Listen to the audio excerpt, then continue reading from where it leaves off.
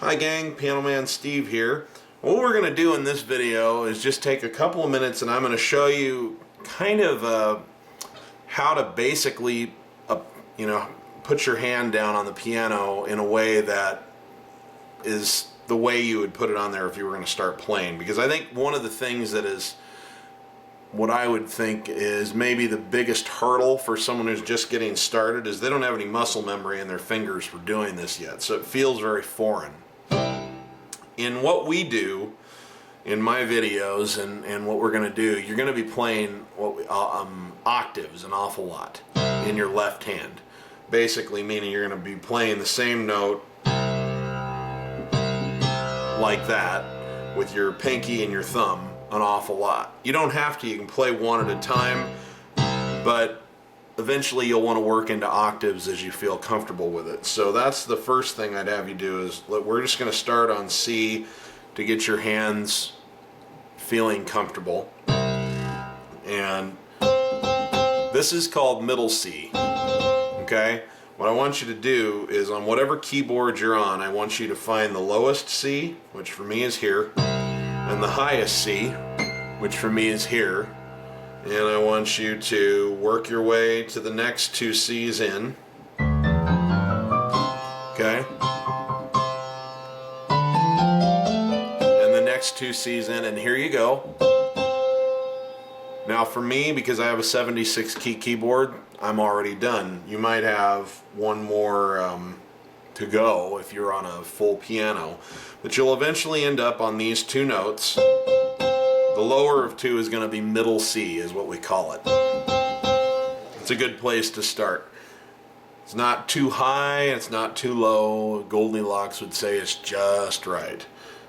So I want you to find the C below that, put your left thumb on it like so. And I want you to put your left pinky on the C below that.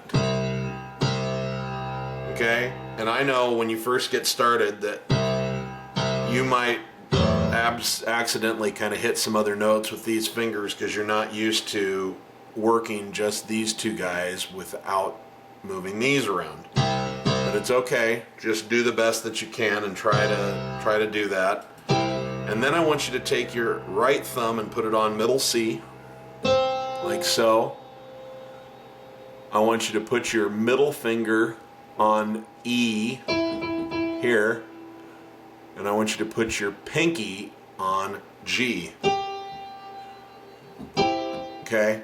Now you don't need to move these two fingers out of the way like I'm doing. I just want you to see what I'm up to. Okay? And then what I want you to do is slowly just push down on all of those notes at the same time. These two C's and the C, E, and G.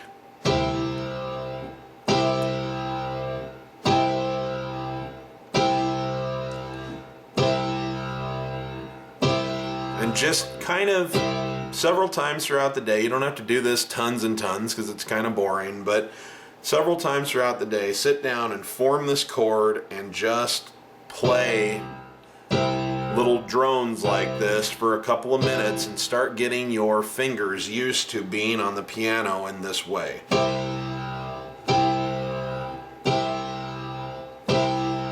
Okay? And as you get better at it, you might want to try and pick up some speed.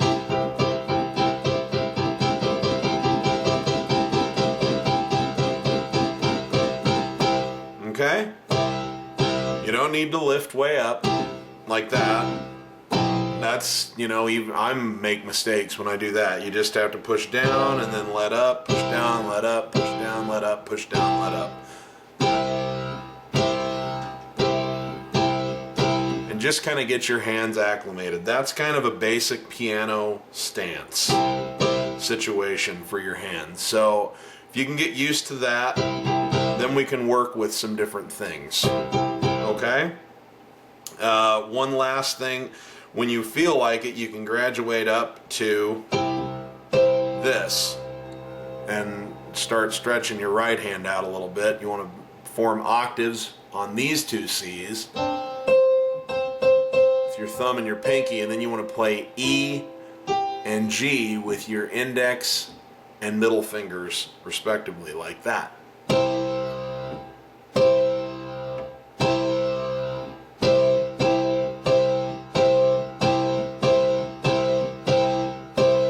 The reason I'm having you do that is that this is about as far as you're ever going to have to stretch your hand. I mean, occasionally when you get into really complex playing, you might have to play, this is called an octave, you might have to play a ninth or a tenth occasionally, but it's pretty rare and usually completely unnecessary. So I would say that if you can get yourself comfortable with stretching your hands in this way,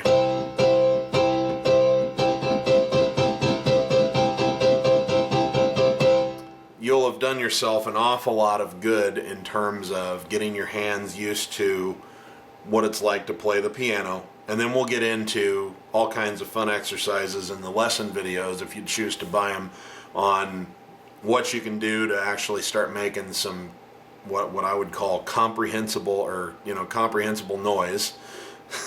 Something that people can understand, instead of just going, you know.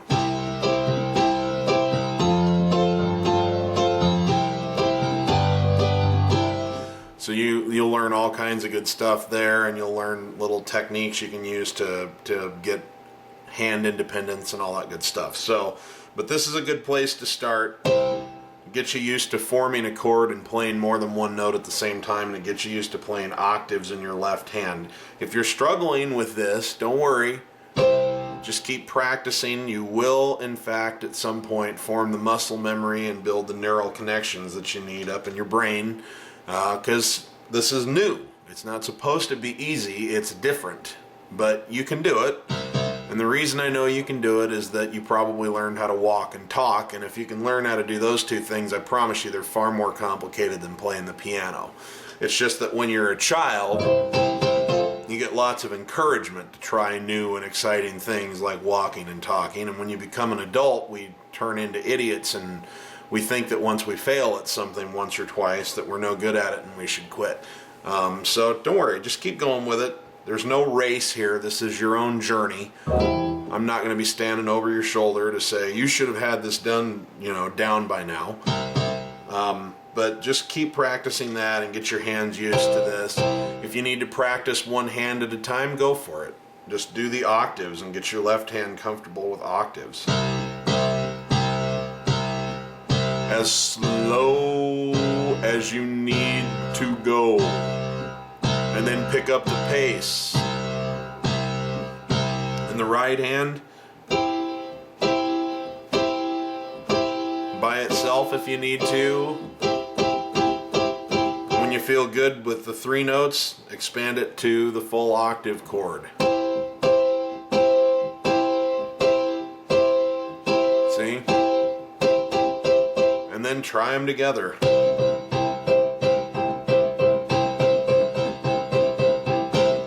That really is about half the battle, okay? When you can get your hands comfortable sitting on top of the piano, it becomes a lot easier to work out the runs and the practices, the runs and the patterns and all of the little techniques and things that we're going to go into. But that's half the battle, is just getting yourself comfortable with your hands on top of the keyboard. So I'll see you in the next video. I hope that this is a worthy exercise for you.